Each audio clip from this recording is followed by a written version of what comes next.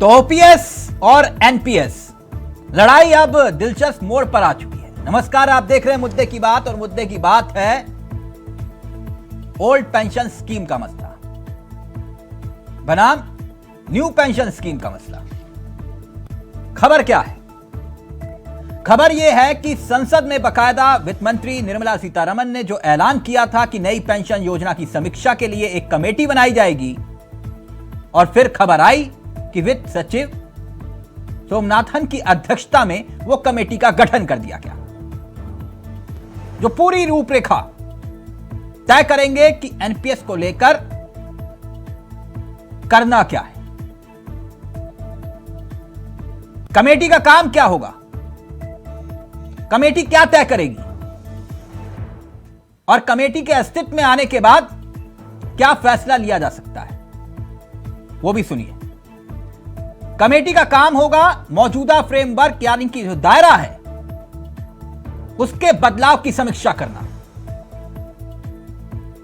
बदलाव की समीक्षा, तो क्या नई पेंशन योजना में बदलाव की जरूरत है जिसे सरकार महसूस कर रही है, और अगर हां तो वो क्या बदलाव होगा। एक और महत्वपूर्ण पहलू जो कमेटी समीक्षा करेगी वो ये कि एनपीएस के तहत पेंशन लाभ और आकर्षक जो पेंशन दी जाती थी उसका लाभ आकर्षक कैसे बनाया जाए, उस पर भी सुझाव लिया जाएगा। तो सवाल एक और कि एनपीएस में पेंशन जो मिलती है अभी जो मौजूदा वक्त में, वो आकर्षक नहीं है क्या? क्या इस बात को सरकार भी मानती है? वैसे विपक्ष के 5 राज्यों में पुरानी पेंशन योजना लागू है। यूपी से लेकर हरियाणा तक यह मांग उठ रही है। मध्य प्रदेश से लेकर महाराष्ट्र, ये वो राज्य हैं जहां पर बीजेपी शासित है। खुद बीजेपी के मुख्यमंत्री तक इसकी वकालत कर रहे हैं। यानी ओपीएस को लेकर एक सियासी संग्राम भी छिड़ा हुआ है। मसला वोट का भी है, क्योंकि कर्नाटक में भी चुनाव है। लगभग 24 लाख सरकारी कर्मचारी उत्तर प्रदेश में हैं, और एक आकलन के मुताबिक 14 लाख कर्मचारी ओपीएस की मांग कर रहे हैं। वैसे हिमाचल प्रदेश में भी 1 अप्रैल से उसे लागू करने का जिक्र किया जा रहा है, मगर सरकार की तरफ से लिया गया यह कदम क्या वाकई में अब एक नया रास्ता निकाल रहा है, या फिर उलझन और बढ़ेगी? नई पेंशन, पुरानी पेंशन, सियासत के नजरिए से एक बड़ी टेंशन, और दूसरी तरफ एक महत्वपूर्ण पहलू समीक्षा के लिए जो कमेटी बनाई गई है सरकार की तरफ से, उसको लेकर अब सियासत भी हो रही है। सियासत के नजरिए से भी कई महत्वपूर्ण पहलू हैं।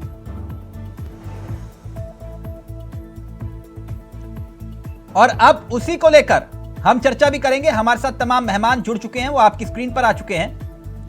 हमारे साथ सूर्य जी जुड़ चुके हैं, जो कि बीजेपी के तेज तरार चेहरों में से एक हैं। बहुत बहुत स्वागत है सूर्य जी आपका। चंद्रमोहन शर्मा कांग्रेस के अनुभवी चेहरों में से एक हैं, और सबसे बेहतरीन पत्रकारों में से एक हेमंत जी हमारे साथ इस कार्यक्रम का हिस्सा बन चुके हैं, हमारे वरिष्ठ अनुभवी चेहरे। और कुछ ही देर में इस कार्यक्रम का हिस्सा होंगे विजय बंधु साहब, जो कि अध्यक्ष हैं, जो ओपीएस मूवमेंट चला रहे हैं। आप सभी का बहुत बहुत स्वागत है। सबसे पहले मैं सूर्य जी चर्चा की शुरुआत आपसे करना चाहूंगा। मेरी आवाज पहुंच रही है सूर्य जी? सूर्य जी, क्या आप मुझे सुन पा रहे हैं? जी, सुन पा रहा हूं मैं आपको। सूर्य जी, एक दरख्वास्त थी, जरा मुझे बताइए समीक्षा के लिए कमेटी क्यों बनाई है सरकार ने? ओपीएस एनपीएस के विवाद के बीच आपने तय किया कि एनपीएस की समीक्षा के लिए एक कमेटी बनाई जाए। सरकार की मंशा क्या है? धन्यवाद। पहले आपको, आपके सभी दर्शकों को तिलक जी हार्दिक शुभकामनाएं हनुमान जन्मोत्सव की जी और साथ ही साथ भारत माता की जय, वंदे मातरम। आवाज इको कर रही है, प्लीज जरा पीसीआर को बोलिए इको ठीक करेंगे। सूर्य जी आप अपनी बात रखिए, मैं ठीक करवा रहा हूं सर। जी देखिए, जो ओल्ड पेंशन स्कीम और न्यू पेंशन स्कीम का जो मामला है वो देश के करोड़ों जो कर्मचारी हैं उनके भविष्य से जुड़ा हुआ है। जब 2003 के अंदर न्यू पेंशन स्कीम लॉन्च की गई थी तो उस समय में चुनावी समय था और उसके बाद हमारे बहुत सारे प्लान थे कि इसके अंदर हम कुछ चेंजिंग और करेंगे ले जाकर, लेकिन उसके बाद अनफॉर्चुनेटली यूपीए 1 आया, उन्होंने उसी स्कीम को कंटिन्यू किया। उसका यूपीए 2 आया, उन्होंने भी उसी स्कीम को कंटिन्यू किया। उसके बाद माननीय प्रधानमंत्री जी की जब सरकार आई और सत्ता में हम आए तब अर्थव्यवस्था की स्थिति बहुत ही डावाडोल थी। अच्छा, देश का विदेशी मुद्रा भंडार खत्म होने का कगार पे था, महंगाई दर आसमान पे थी सूर्य जी, और घोटालों की तो इतनी लंबी फहरिस्त थी सूर्य जी कि आप अगर आप पुराण लिखवाए तो पुराण सूर्य लिख सकते हैं। सूर्य जी कई बार आपको रोकने का मन नहीं करता, आप बोलते बहुत अच्छा है। आप जानते हैं कि अटल बिहारी वाजपेयी जी ने यह सपना देखा था एनपीएस वाला, उन्हीं की सरकार में ये जो है इंप्लीमेंट करने की बात हुई और लागू किया था मनमोहन जी की सरकार ने।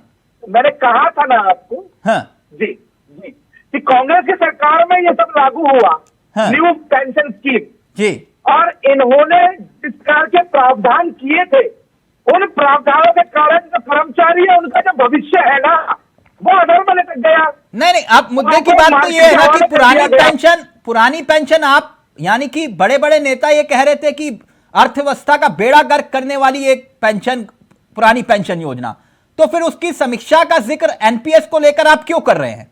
क्योंकि एनपीएस तो बिल्कुल सही है। पहले इको ठीक कीजिए फिर मैं कुछ बोल पाऊंगा।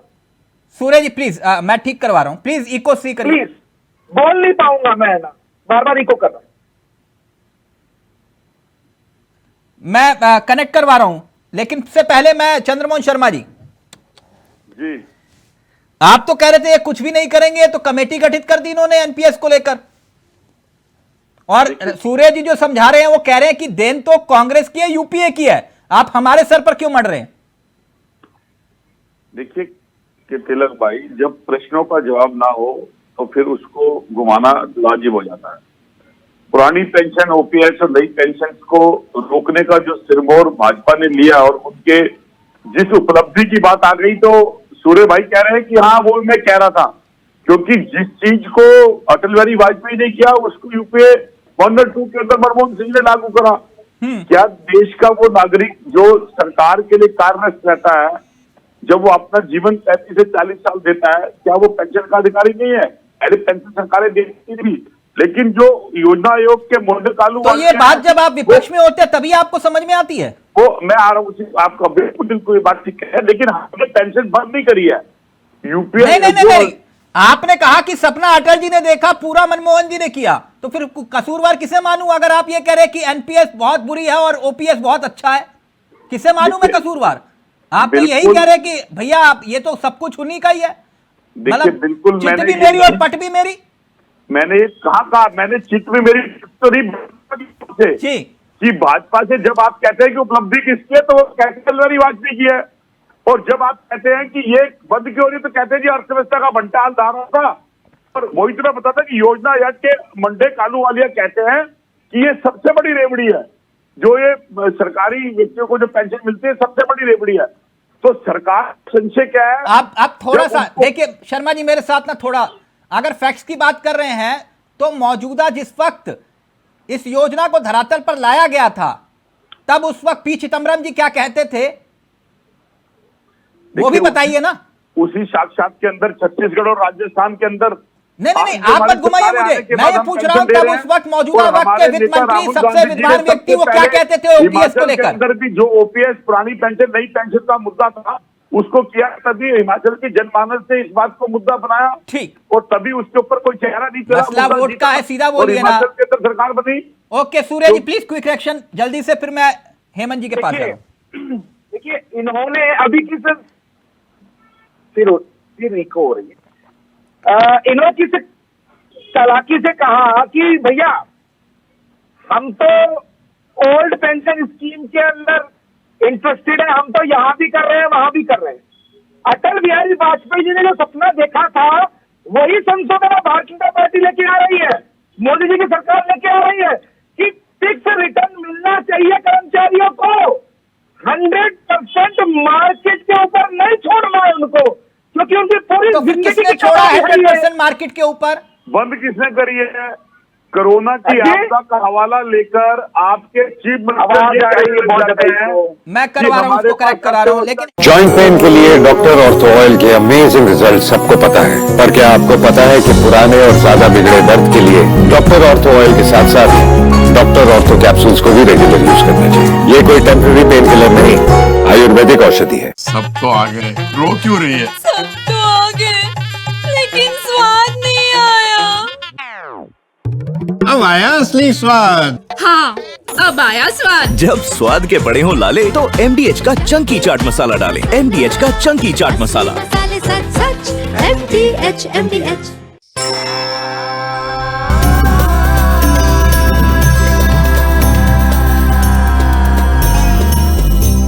देवभूमि समाचार सुबह 11:30 बजे, दोपहर 2:30 बजे और शाम 6:30 बजे।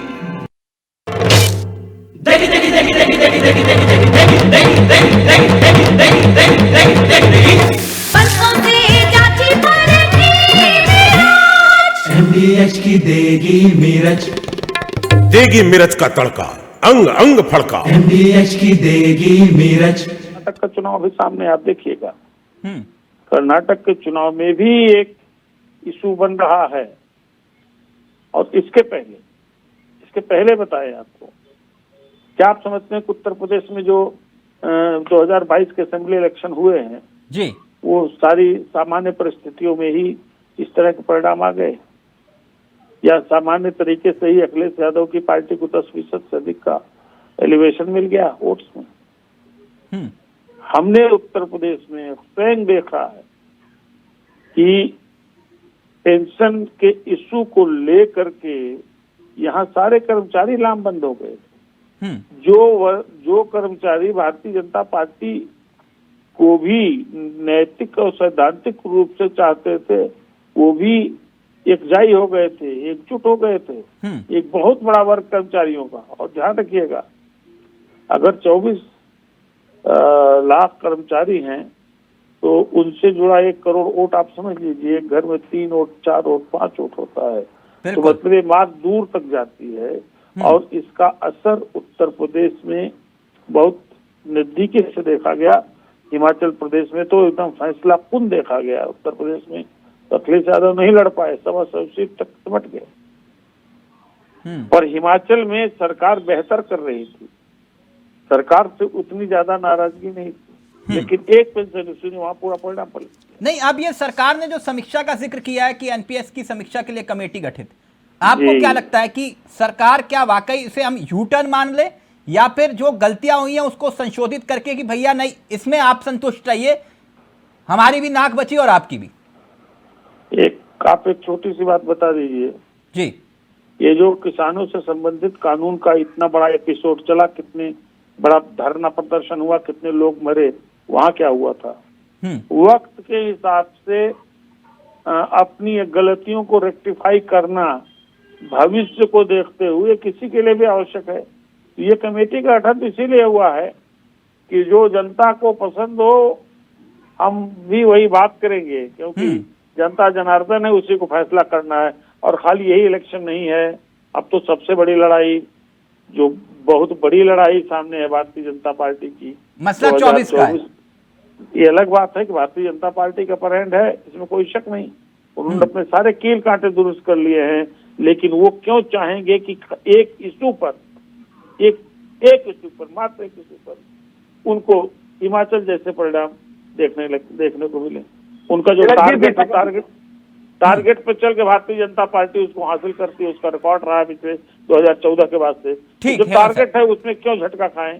इसीलिए ये जो कमेटी बनाई गई है उसके रेक्टिफिकेशन के लिए, और जो पेंशनर चाहते हैं, जो पेंशनर की वाकई क्या इच्छा है, उसके अनुरूप कुछ फैसले लेने के लिए। ठीक, सूर्य जी, जो बात हेमंत जी कह रहे हैं कि सरकार एनपीएस को लेकर यू टर्न लेती हुई दिखाई दे रही है, ऐसा है क्या?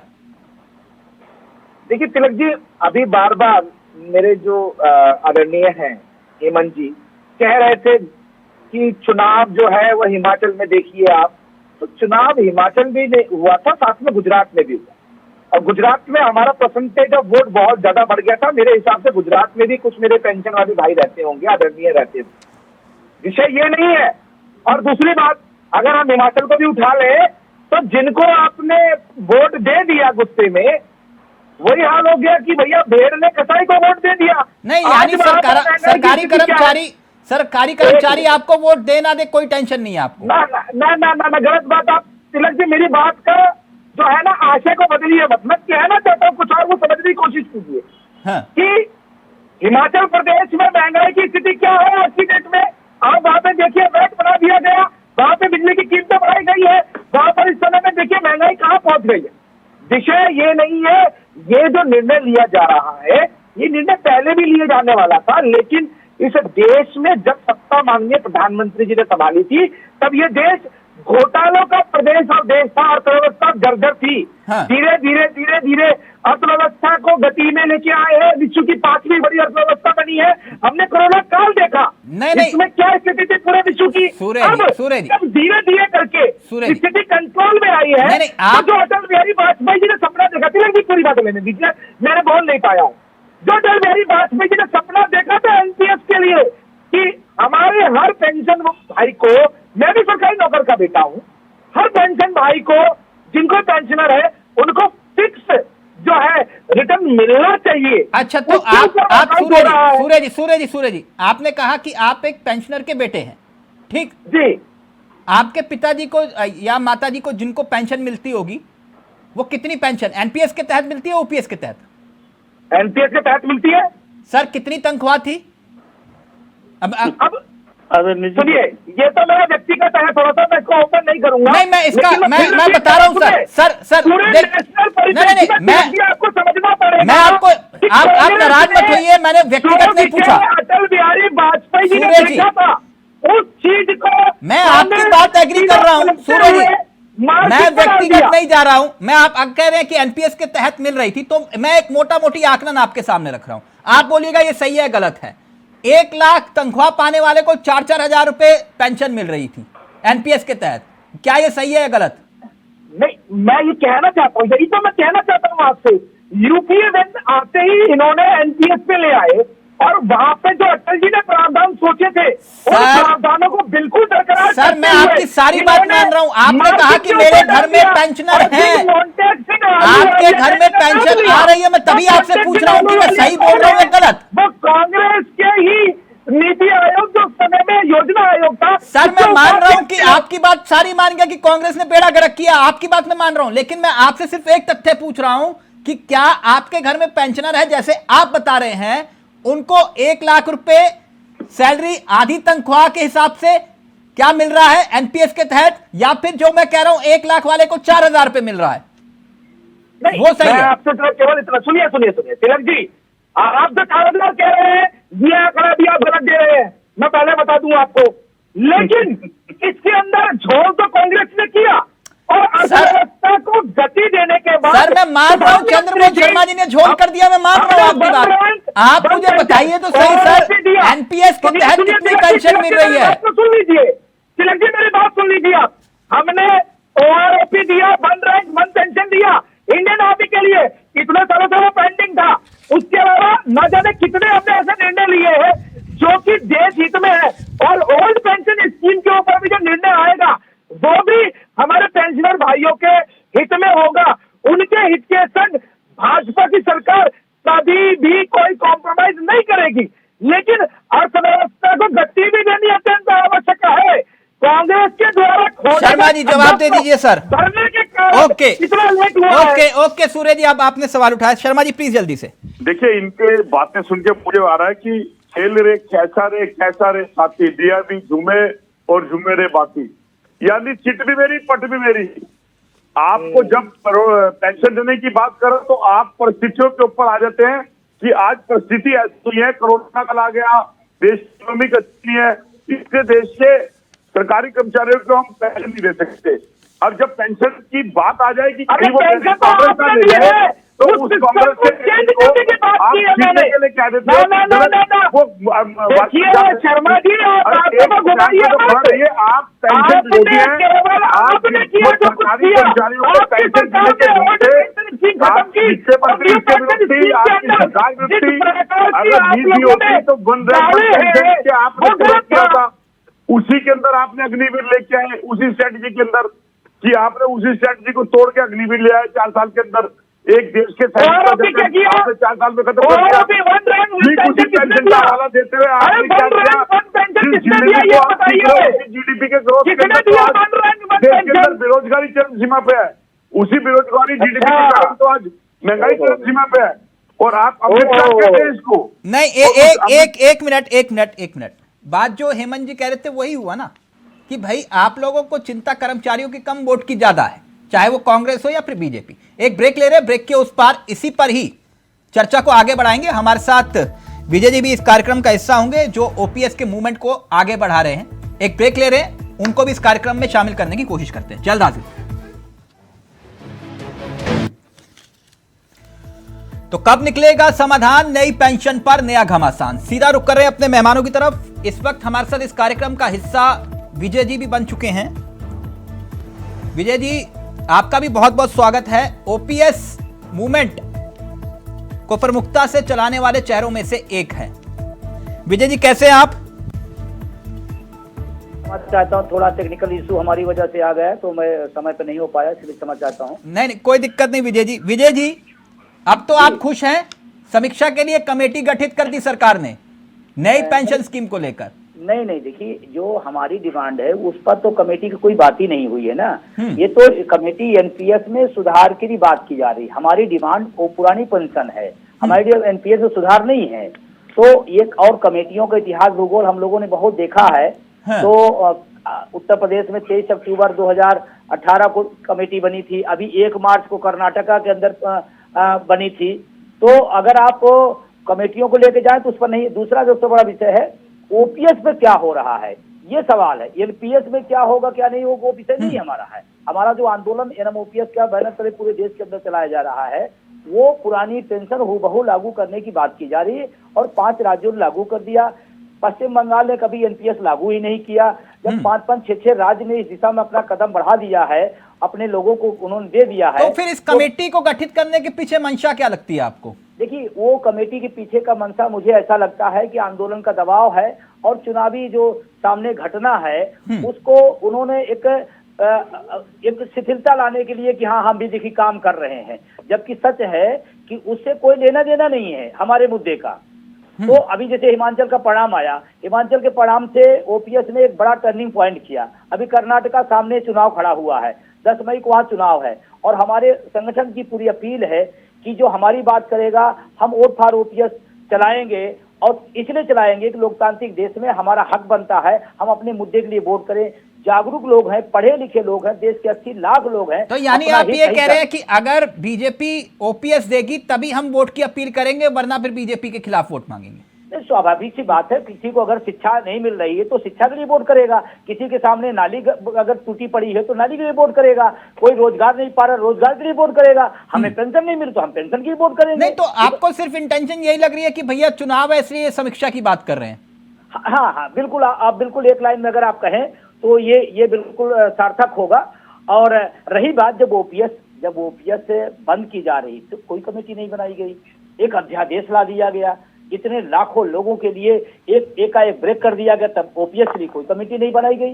और एनपीएस की समीक्षा के लिए कमेटी बनाई जा रही है। तो मंशा बहुत अच्छी नहीं है, ये हमारा मानना है। और अगर उनकी बात मान लेते हैं कि एनपीएस की कमेटी में, तो जिनका मुद्दा है, जिनके लोग हों, जिनका विषय है, जो उससे पीड़ित है, वो कहाँ है उसमें? वो तो वही सरकारी अधिकारी लोग हैं, वो बैठे हुए हैं। ठीक, ये वैलिड सवाल है। 1 मिनट, सूर्य जी, आपने कहा कि एनपीएस को लेकर आप कमेटी गठित कर रहे हैं, सरकार गंभीर है, लेकिन जो पीड़ित पक्ष है तो आप उसकी तो सुन नहीं रहे, तो फिर वो कमेटी का मतलब क्या हुआ, औचित्य क्या हुआ? धन्यवाद। देखिए, सरकार का निर्णय अपना होता है कि वो किस प्रकार से शासन और प्रशासन देते हैं। और अभी मैं सुन रहा था आदरणीय जो भी है ओपीएस स्कीम के अंदर जो संघर्ष कर रहे हैं। अभी इन्होंने हिमाचल का नाम लिया, मैं फिर रिपीट करूंगा, गुजरात के अंदर क्या हुआ था, वहां भी तो ओपीएस के जो है आवश्यकता है कि नहीं है? नहीं, आपकी बात सही है, लेकिन पहले तिलक जी प्लीज मुझे मत टोकिए, मेरा निवेदन है आपसे, मेरे को बात रखने दीजिए। नहीं, आप गुस्सा मत होइए सूर्य जी, आपने पहले सवाल को गोल कर दिया। नाम लिया, मेरा आदरणीय, मैं आपसे पूछना चाहता हूँ सूर्य जी, आप भी मेरे बहुत आदरणीय, मैं आपसे पूछना चाह रहा हूं कि आपने जिनका इलाज का जिक्र किया, भाई जो बीमार है उससे तो पूछ लो तुम्हें दवाई सूट करेगी कि नहीं। आप कह रहे हो कि नहीं यही दवाई खानी पड़ेगी तुम्हें, मेरी कसम खाओ। आपने क्या उस समिति में, उस कमेटी में किसी सदस्य को शामिल किया जो पीड़ित पक्ष है? मैं बोल लूं अब प्लीज सर। मैं अपनी बात रख सकता हूं, अब स्वतंत्र हूं। कृपया करके मुझे 120 सेकंड दीजिएगा विदाउट इंटरप्शन। सर सवाल का जवाब दे दीजिएगा बस। हिमाचल प्रदेश की इन्होंने बात की, मैं पूछना चाहता हूं मेरे आदरणीय से कि हिमाचल प्रदेश में आपने मान लिया मैंने कि आपने ओपीएस के विरोध में वोट दिया, 0.7% से भारतीय जनता पार्टी की वहां सरकार नहीं बनी है, और उसके बाद स्थिति क्या है वहां पर? दूध के रेट, महंगाई दर, दालों की, अनाज की, वैट की, किस प्रकार से महंगाई पूरे देश में है। अच्छा काम कर रही थी। सर महंगाई मुद्दा नहीं है, ओपीएस मुद्दा है। पूरे देश में महंगाई है। आपको आप मसला ओपीएस है सर। मैं ये कह रहा हूं कि उस कमेटी में क्यों नहीं शामिल किया आपने? भाई मेरे सुन तो लीजिए मेरे प्रश्न को, मेरे उत्तर को सुनिए विदाउट इंटरप्शन, दीजिए तो सही मुझे समय। अब रही बात, आप कह रहे हैं कि ओपीएस और एनपीएस की जो कमेटी बन रही है उसमें इनको क्यों नहीं लिया गया। पहली चीज, इन्होंने वोट किसको किया? कांग्रेस को किया, भाजपा के विरोध में किया, लेकिन एनपीएस लेके कर आया था, मार्केट लिंक एनपीएस किसने दिया? कांग्रेस ने दिया। मतलब भेड़ फिर से कसाई को वोट दे। यानी आप ये कह रहे हैं कि इन्होंने वोट कांग्रेस को दिया इसलिए कमेटी में शामिल नहीं करेंगे हम? सुन लीजिए दूसरी चीज, नहीं, कमेटी की बात सुन लीजिए आप। माननीय अटल बिहारी वाजपेयी जी का जो लक्ष्य था, माननीय अटल बिहारी वाजपेयी जी का जो लक्ष्य था वो ये था कि एनपीएस स्कीम के अंदर जो हमारे पेंशनर है उनको गारंटेड जो है रिटर्न मिलना चाहिए। हाँ। गारंटीड उनको पेंशन मिलनी चाहिए। मिल रही है क्या? यहाँ काम किया जा रहा है। नहीं, मिल रही है क्या गारंटीड? मैं आपसे पूछ रहा हूँ, मिल रही है क्या? तो उसी पे तो वर्कआउट हो रहा है। तो मतलब आप मानते हैं कि न्यू पेंशन स्कीम में बदलाव की जरूरत है? आप ये मान रहे हैं ना? क्या कह रहे हैं आप? ये मान रहे हैं कि न्यू पेंशन स्कीम में बदलाव की जरूरत है? अटल बिहारी वाजपेयी जी इस प्रकार की पेंशन स्कीम चाहते ही नहीं थे। वो चाहते थे पेंशनर्स को फिक्स रिटर्न भी मिले और साथ ही साथ उनका पैसा बढ़े। सर मैं फिर पूछ रहा हूं आपसे, आप मानते हैं? लंबा टाइम हो गया। मैं शर्मा जी प्लीज, आप सत्ता में होंगे, सवाल आपसे पूछ लूंगा। सूर्य जी, आप मानते हैं कि न्यू पेंशन स्कीम में बदलाव की जरूरत है?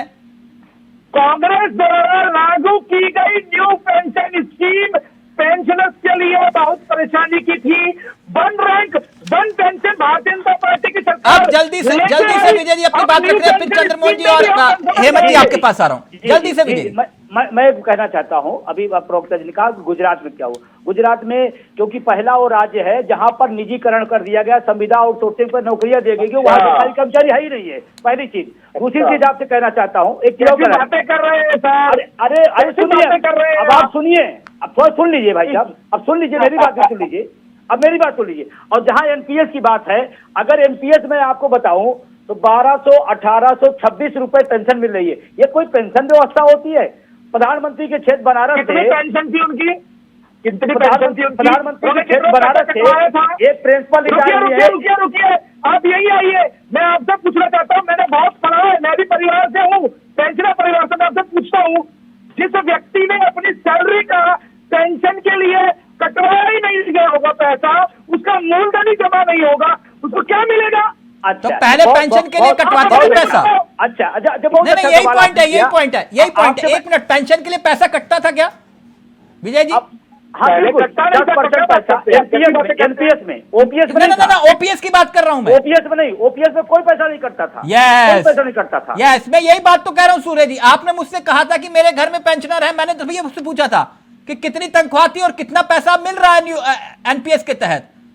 यही तो मैंने पूछा था आपसे, आप नाराज हो गए थे। देखिए मैंने आपसे क्या कहा कि जो कांग्रेस द्वारा लाई गई न्यू पेंशन स्कीम है उसमें बहुत सारी गलतियां थी। सर फिर वही सर एक मिनट शर्मा जी, आ रहा हूं आपके पास। पहले हेमंत जी, ये बड़ी कंफ्यूजन की स्थिति है भाई। अगर गलती हुई तो आप कह रहे हैं कि समीक्षा कर रहे हैं, तो समीक्षा कर रहे हैं तो इसका मतलब कहीं ना कहीं बदलाव की जरूरत महसूस हो रही है।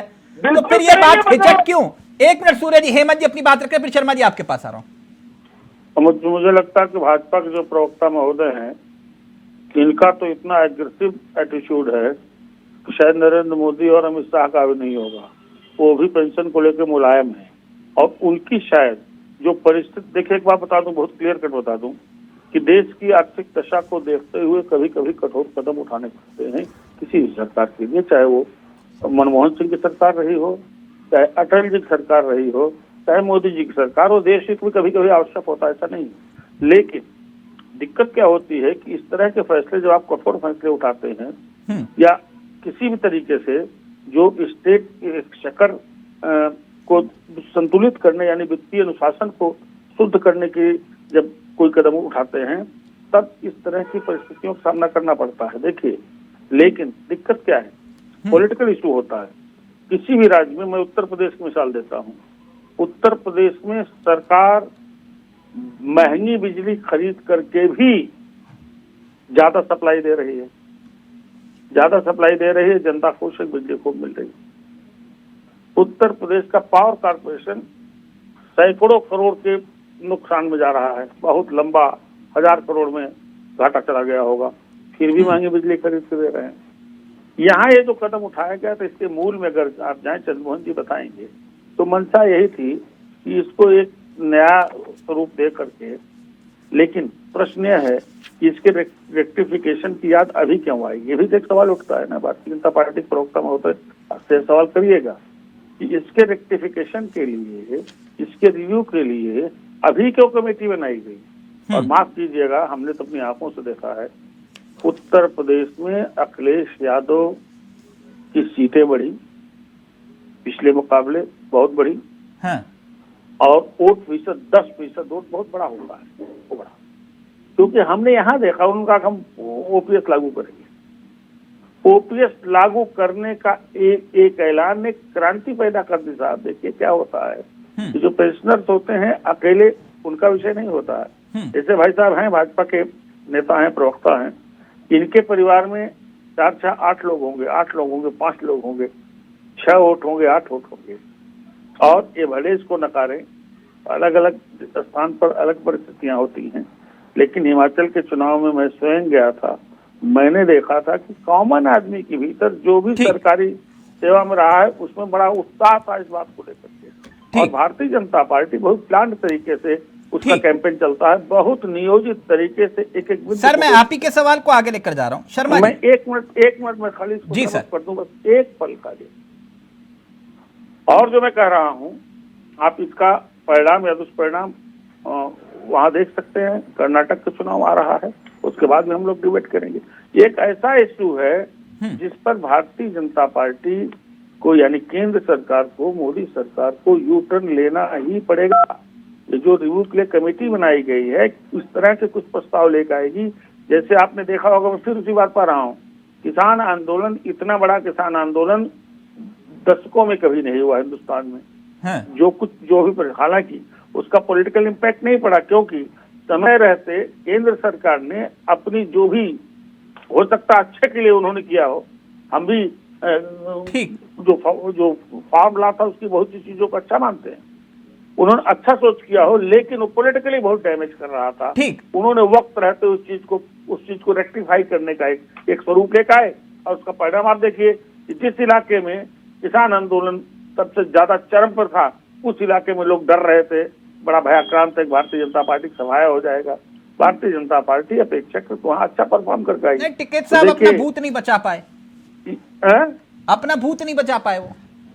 हाँ, मैं ये बात इसलिए कह रहा हूँ कि भविष्य देख करके भाजपा काम करती है, और शायद ठीक, मैं आपकी एक बात को आगे लेकर जा रहा हूँ शर्मा जी। मतदाताओं को मिजाज देखते हुए ये हेमंत जी का जो अनुभव है, बहुत लंबा तजुर्बा है उनका पत्रकारिता में, मैं भी उनकी बात से सहमत हूं बहुत हद तक।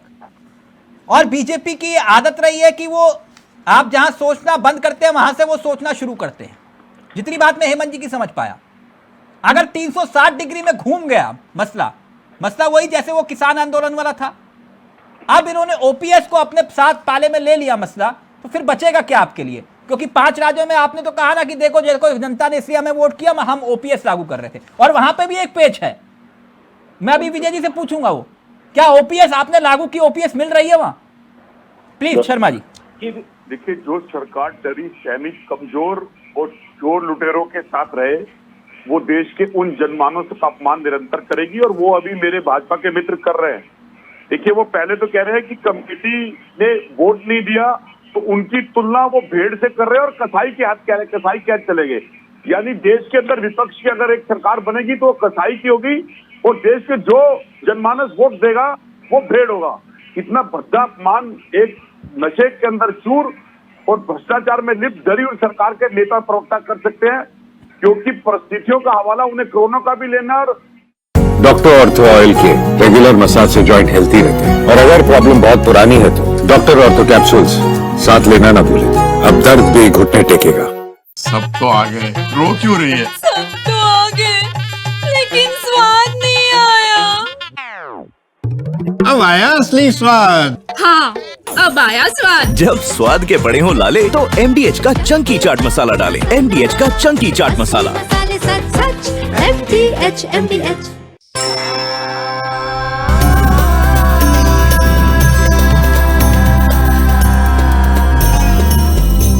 देवभूमि समाचार सुबह 11:30 बजे, दोपहर 2:30 बजे और शाम 6:30 बजे। बारी बरसी खटन गया सी, खट के ले आंदी चाबी, भंगड़ा तां सजदा जद नचे मुंडे दी भाभी। बारी बरसी खटन गया सी, खट के ले आंदे चने, भंगड़ा तां सजदा जद नचदे सारे जने। चने का असली स्वाद MDH चना मसाला। असली मसाले सच सच MDH। साज को आज क्या आपके सामने पूछ लेता हूँ ना, जिक्र करते हैं आपके सामने तो पूछ रहा हूँ। महंगाई का जिक्र कौन करेगा? शर्मा जी, मैं आपके सामने पूछ रहा हूँ जो बात आपने कही। देश की सारी संपदा बेच दी और सर देश ठीक का है, अब खनिज पदार्थ महंगा कर दिया। वो सर हो गया ना, अब अडानी अब यहीं पे रोक दीजिए, थोड़ा सा ब्रेक लगाइए। आपने जो बात कही आप ही की बात, क्या विजय जी आप मुझे बता सकते हैं कि जहां इन्होंने लागू करने की बात कही वहां ओपीएस मिल रहा है?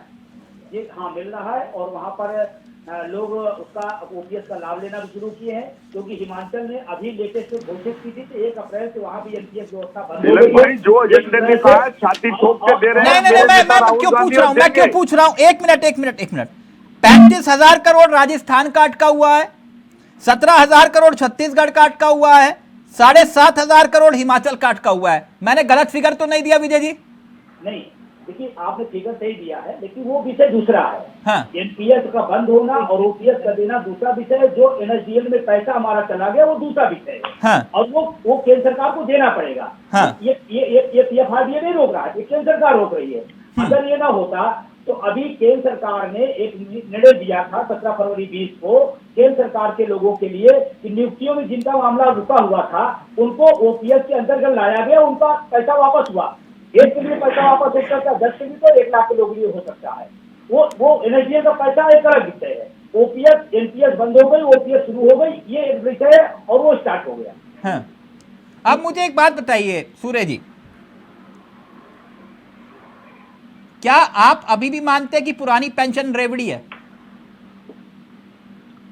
देखिए तिलक जी, अभी कांग्रेस के प्रवक्ता से आपने कुछ पूछा था और वो कहने लग गए कि हमने ठोक के किया और भविष्य 40 साल तक कोई व्यक्ति अपना जीवन देता है। तो जब आप एनपीएस लागू कर रहे थे तब आपको ये बात याद नहीं आई? सर मैं तो मान गया कि वो गुनहगार है, आपने समझाया। तिलक जी, सर आप मेरे सवाल को क्यों घुमा जाते हैं? मैंने आपसे पूछा कि आप अभी भी मानते हैं कि एनपीएस वो रेवड़ी है, आप अभी भी मानते हैं? एनपीएस, अरे जो आपने ओपीएस जो संघर्ष समिति के व्यक्ति बैठा रखे हैं, मैं अभी डेटा ही चेक कर रहा था साथ में, 1 अप्रैल से तो घोषणा हुई है देने की, लेकिन फंड कहाँ है? हिमाचल प्रदेश सरकार के पास फंड कहाँ है? मैं पूछना चाहता हूँ। सूर्य जी, मैं आपकी काबिलियत पर संदेह नहीं कर रहा, मेरे सवाल को फिर से ध्यान से सुनिए। मैं वो पूछ लूंगा सवाल विजय जी से, मैं आपसे सिर्फ ये पूछ रहा हूं सर, आप अभी भी पुरानी पेंशन को रेवड़ी मानते हैं? कांग्रेस की कार्रवाई करने के लिए यदि आपने दूसरे प्रवक्ता बैठा रखे हैं तो मुझे कुछ नहीं कहना। सूरज जी ये गलत बात है सर। कांग्रेस की सूरज जी वो प्रवक्ता बैठे हैं आपके, व्यक्ति अगर सच बोले वो आपको बता सर, मतलब प्रवक्ता है, मतलब जो बताया तो वो कहने लगे गुजरात के अंदर तो एम्प्लॉय नहीं है भैया, गुजरात में पेंशनर है ही नहीं, वो बार हिमाचल का लेने। मतलब विजय जी अगर आपके पक्ष की बात करें तो आप कहेंगे कि ना वाह बहुत बढ़िया। पक्ष की बात की जाए ना, 1 अप्रैल से जो घोषणा की गई है उसके बाद कितनों के अकाउंट में पैसा आ गया, मैं पूछना चाहता हूं। सर आप पूछ लीजिएगा, मेरा सवाल का उत्तर तो दे दीजिए सूर्य जी, आपने पहले भी नहीं दिया। पुरानी पेंशन रेवड़ी है कि नहीं, क्या मानते हैं अब आप? देखिए, पुरानी पेंशन स्कीम को न्यू पेंशन स्कीम में लाना अर्थव्यवस्था की आवश्यकता थी। उन्होंने आपके को और होल्ड पर रखा है। आपको मेरी आवाज आ रही है? जी जी सर। पुरानी पेंशन स्कीम को न्यू पेंशन स्कीम में कन्वर्ट करना देश की अर्थव्यवस्था की अत्यंत आवश्यकता थी। हाँ। लेकिन जिन सिक्योरिटी मेजरमेंट्स और जिन पॉइंट्स को लेके एनपीएस चालू होना चाहिए था वो कांग्रेस ने नहीं किया। विकल्प सोचे समझे इन्होंने उसको लागू कर दिया, अपने फायदे को देखते हुए देश का खजाना खाली, अर्थव्यवस्था पे चोट, लागू कर, लेकिन 10 साल से आप लागू कर दीजिए। सरकार भाजपा की 9 साल के बाद के लुटेरे देश का पैसा लूट कर चले गए, देश का खजाना खाली कर गए। आपने 3-3 हजार रुपए की अपने शरीर में अडानी पे चर्चा नहीं करेंगे, 20,000 करोड़ घुस जाएगा, बात नहीं करेंगे और हस्ताक्षर पर बजट कांग्रेस में लगाएंगे। देश के अंदर 70 साल की विरासत के पूंजीपतियों को देते रहेंगे। मैं इतना जानना चाह रहा था, मेरा सिर्फ एक ही मकसद था ओपीएस को लेकर। शर्मा जी बार चिल्ला रहे हैं, ये बार चिल्ला रहे हैं, अभी ये बोल रहे थे ये लूट के चला गया, लूट के चला गया। लोन किसने दिया था? मैं पूछना चाहता हूँ, लोन किसके साथ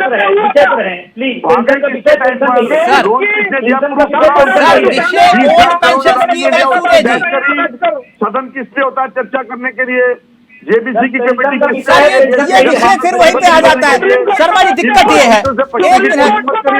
एक मिनट शर्मा जी, सरकारी पेंशनों का पैसा आप रोक रहे हैं।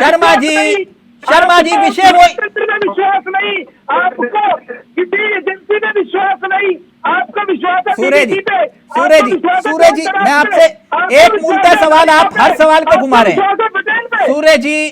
सूर्य जी आप हर सवाल को घुमा रहे हैं। मैं एक और सवाल पूछता हूं आपसे, मेरा हाथ जोड़ के आपसे पर्सनली रिक्वेस्ट है सर, सवाल को सुनकर सवाल का उत्तर दीजिए। जब आप ओपीएस दे नहीं सकते तो फिर एनपीएस के लिए कमेटी गठित करने का मतलब क्या है? मेरे सवाल को ध्यान से सुनिएगा सर।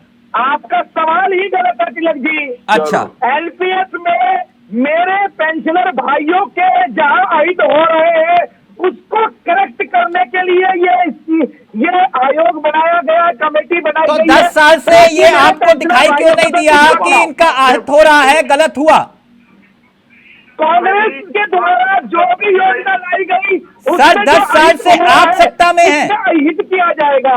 10 साल से आप सत्ता में हैं सर। आप सुन लीजिए, जब से मैंने फिर वही बात कही, शुरुआत में मैंने कहा तिलक जी, जब माननीय प्रधानमंत्री जी ने 2017 में अप्रैल में सत्ता संभाली थी, उस समय में देश की स्थिति क्या थी, अर्थव्यवस्था की स्थिति क्या थी, तो सर बताओ, झूठ बोल रहे हैं। लूट मचा रखी थी इन लोगों ने,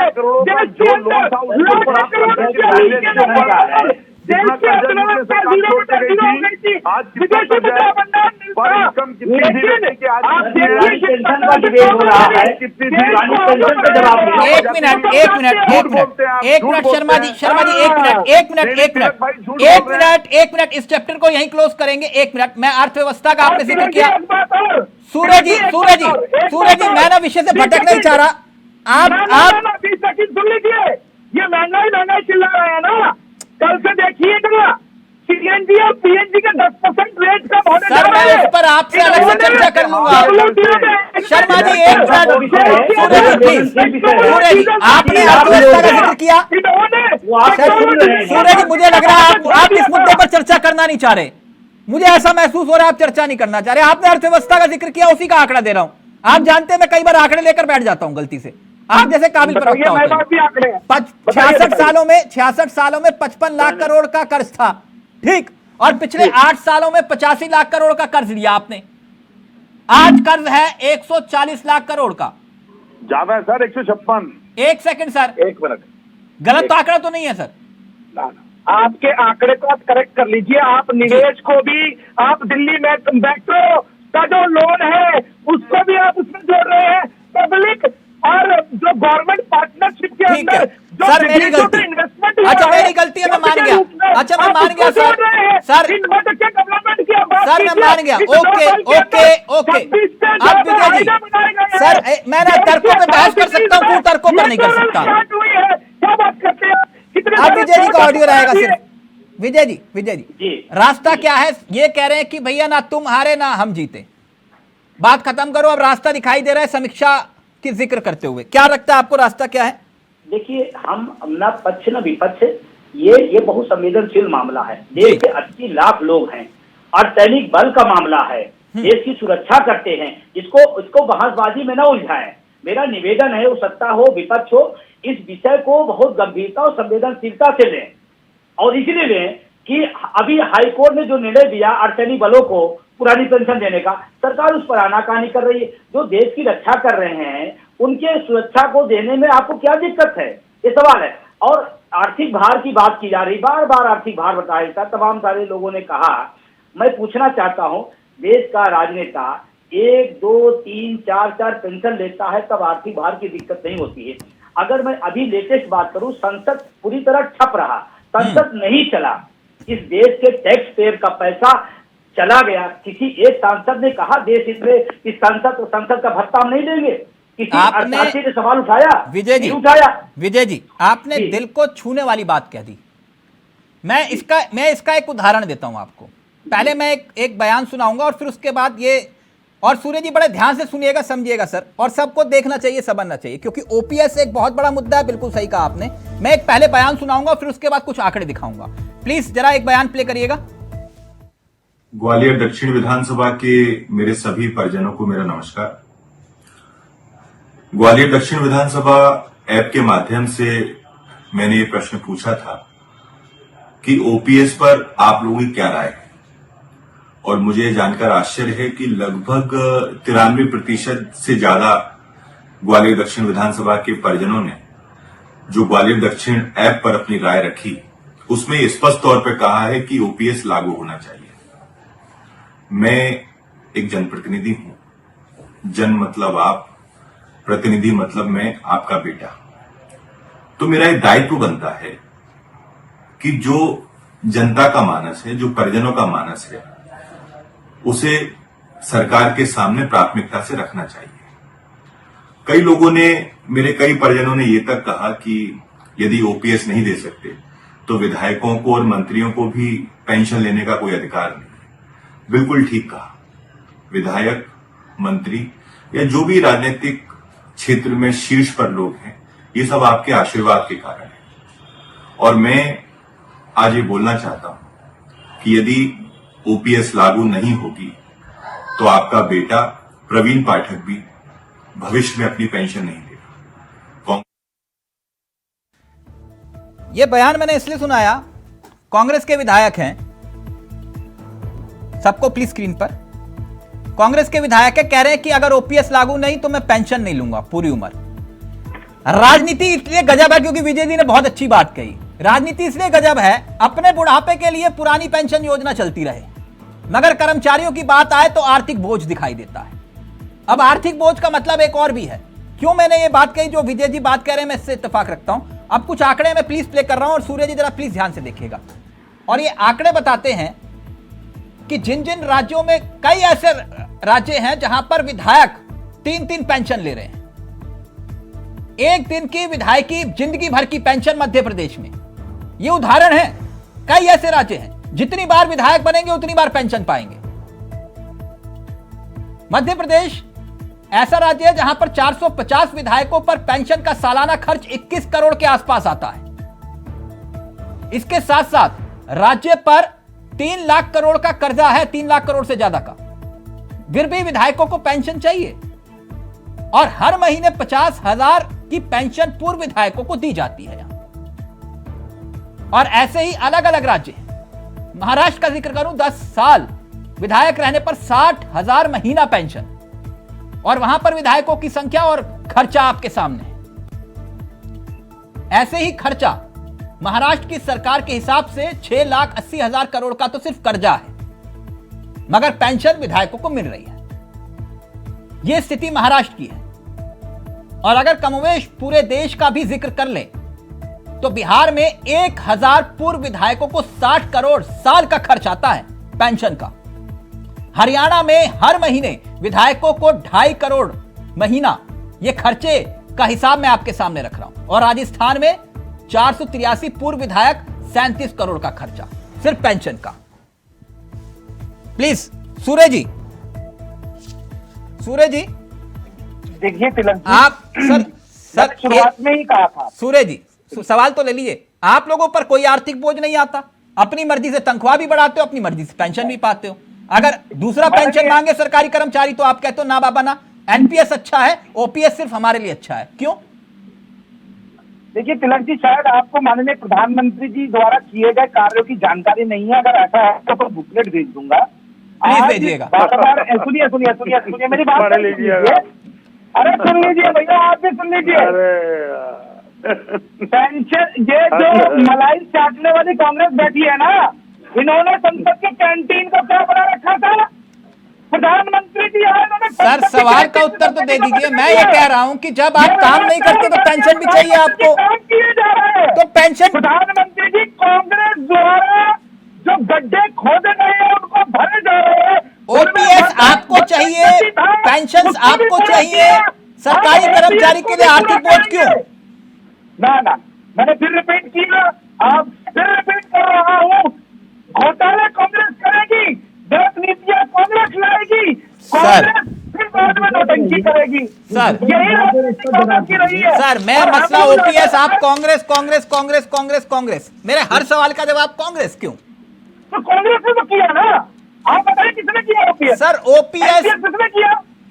मैं माफी चाहूंगा, आप मुझे बताइए। मैं माफी चाहूंगा। विषय जो है वो ओपीएस एनपीएस का था, आपने सिर्फ कांग्रेस पर लाकर उसको अटका दिया। नहीं तो लागू किसने किया? लेकिन ठीक है। मैं हेमंत जी की बात से इत्तेफाक रखता हूँ, मैं हेमंत जी मेरे बड़े हैं, मैं उनकी बात से इत्तेफाक रखता हूँ। शेयर मार्केट में लगा दो। सर सूर्य सर पेंशन वही जो कर्मचारियों के मन को भाए, ठीक, बाकी आपका विवेक। Thank you so much. मैं माफी चाहूंगा, वक्त इजाजत नहीं दे रहा। विजय सर बहुत बहुत शुक्रिया, हेमंत सर आपका भी, शर्मा जी आपका भी, और सूर्य जी आपका भी। तो नई पेंशन क्या निकलेगा समाधान? नमस्कार, जय हिंद, जय भारत।